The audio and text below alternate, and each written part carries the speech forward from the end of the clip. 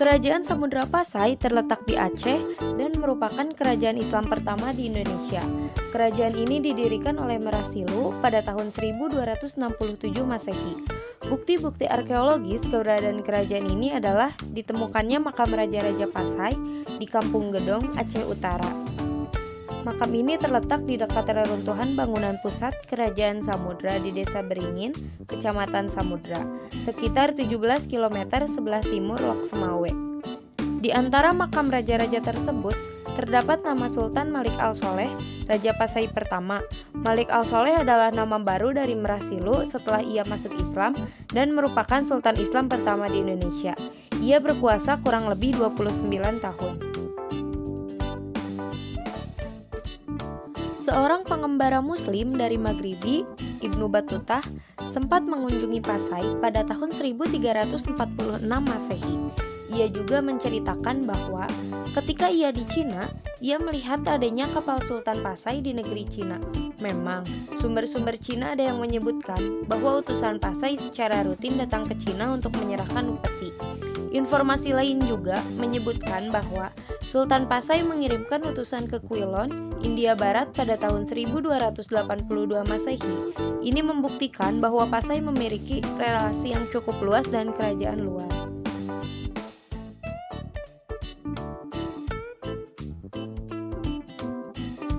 Pada masa jayanya, Samudra Pasai merupakan pusat perniagaan penting di kawasan itu, dikunjungi oleh para saudagar dari berbagai negeri, seperti Cina, India, Siam, Arab, dan Persia. Komoditas utama adalah lada. Sebagai bandar perdagangan yang besar, Samudra Pasai mengeluarkan mata uang emas yang disebut dirham. Uang ini digunakan secara resmi di kerajaan tersebut. Di samping sebagai pusat perdagangan, Samudra Pasai juga merupakan pusat perkembangan agama Islam.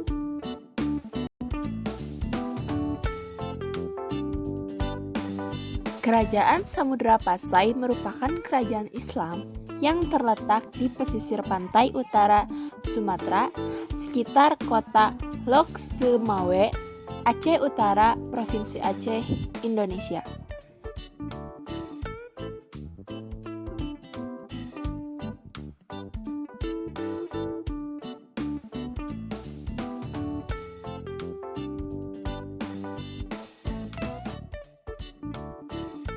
Sistem pemerintahan Samudra Pasai adalah kesultanan, yakni kerajaan Islam dengan pemimpin yang disebut dengan istilah sultan, nama lain dari raja atau penguasa.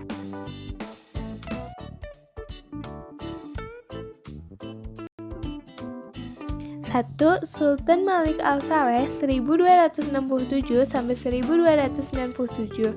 2. Sultan Muhammad Zahir Malikul. 3. Sultan Mahmud Malikul. 4. Sultan Mansur Malikul. 5. Sultan Ahmad Malik Az-Zahir 1346 sampai 1383. 6.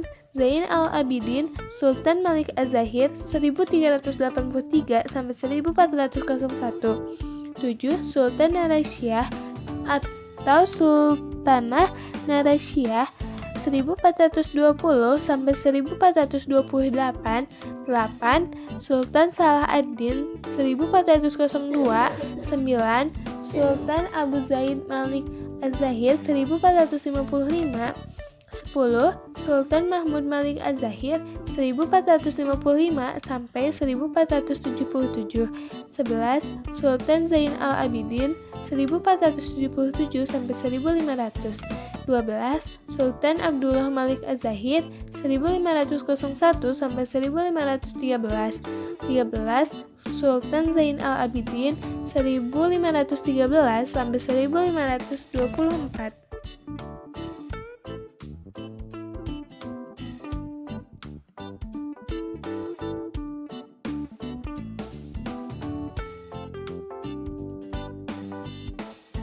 Kehidupan ekonomi kerajaan Samudra Pasai utamanya adalah perdagangan yang dibantu oleh lokasi yang strategis di ujung pulau Sumatera dan di tepi Selat Malaka.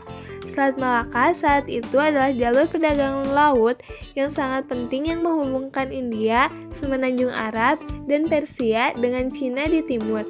Akibatnya, ramainya perdagangan, banyaknya musafir, saudagar, dan ulama Islam yang berlabuh di Samudra Pasai, dan membuat perkembangan Islam di kerajaan ini menjadi pesat.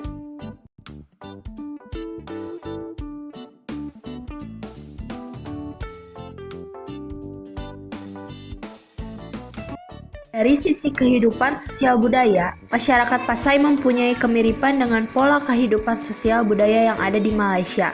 Kemiripan tersebut dapat kita lihat dari aspek bahasa yang digunakan dalam kehidupan bersosial. Tidak heran jika selanjutnya bahasa yang digunakan di masyarakat Pasai adalah bahasa Melayu. Sementara dalam aspek kehidupan sosial budaya, masyarakat Pasai juga mempunyai kemiripan dengan pola kehidupan sosial budaya masyarakat Malaka. Ketika terjadi kelahiran anak, maka selalu diadakan upacara kelahiran anak dan profesi dan segala hal terkait dengan upacara tersebut.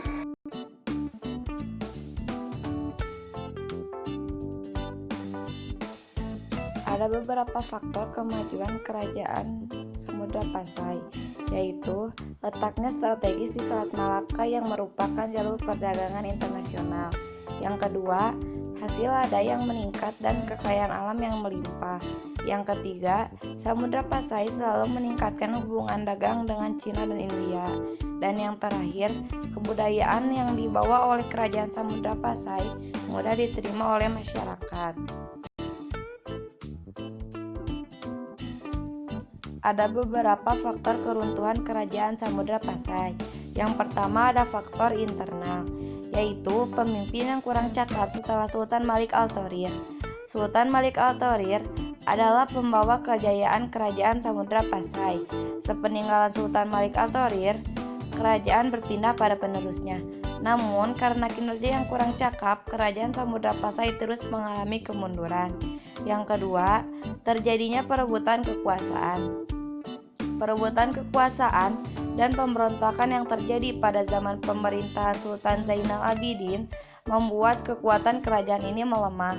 Pemberontakan ini sempat ditulis di dalam berita-berita Cina bersumber sejarah kerajaan ini. Yang kedua, ada faktor eksternal, yaitu penyerangan dari kerajaan Majapahit. Tekad Mahapati Gajah Mada untuk menyatukan seluruh wilayah Nusantara dalam Sumpah Palapa membuat Majapahit juga menyerang Samudra Pasai. Beberapa bagian kerajaan Samudra Pasai tidak dapat dipertahankan dan akhirnya jatuh ke tangan Majapahit. Yang kedua, kalah saing dengan Pelabuhan Malaka. Semenjak pusat perdagangan beralih ke Selat Malaka, Pelabuhan Pasai mulai sepi dan mengalami kerugian karena komoditas utamanya yaitu lada batal untuk dikirimkan. Dan yang terakhir, ada penyerangan dari Portugis.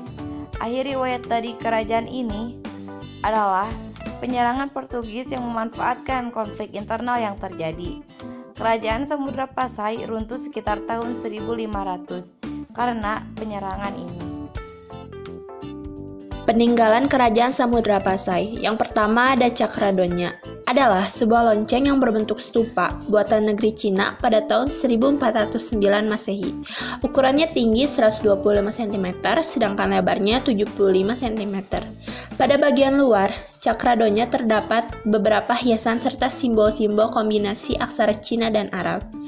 Lalu ada makam Sultan Malik As-Soleh, makam Sultan Muhammad Malik, ada makam Tengku Sidi Abdullah Tanjul Niklah, ada makam Tengku Put Ploh Put, ada makam Ratu Al-Aqwa, dan ada stempel kerajaan Samudra Pasai, lalu ada naskah surat Sultan Zainal Abidin.